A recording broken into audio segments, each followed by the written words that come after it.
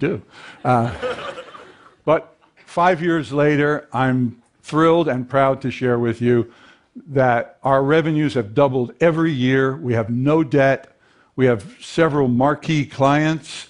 Our patent was issued. I have a wonderful partner who's been with me right from the beginning, and we've won more than 20 awards for the work that we've done. But best of all, we've made a small dent, a very small dent, in the worldwide plastic pollution crisis.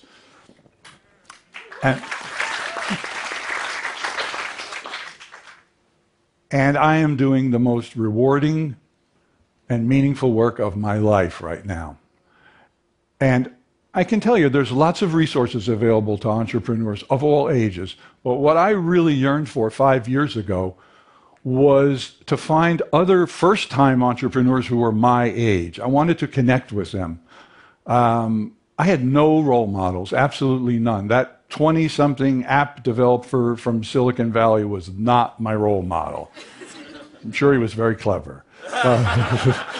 I want to do something about that, and I want all of us to do something about that. I want us to start talking more about people who don't become entrepreneurs until they are seniors. Talking about these bold men and women who are checking in when their peers, in essence, are checking out. And then connecting all these people across industries, across regions, across countries, building a community. You know, the Small Business Administration tells us that 64% of new jobs created in the private sector in the USA are thanks to small businesses like mine. And who's to say that we'll stay forever small?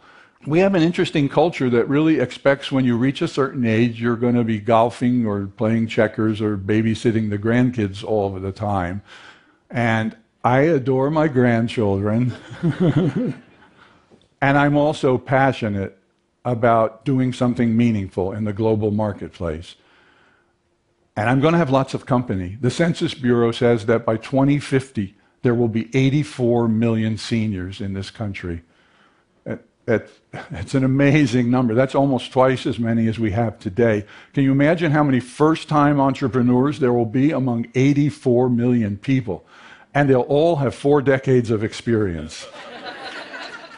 So when I say let's start talking more about these wonderful entrepreneurs, I mean let's talk about their ventures just as we do the ventures of their much younger counterparts.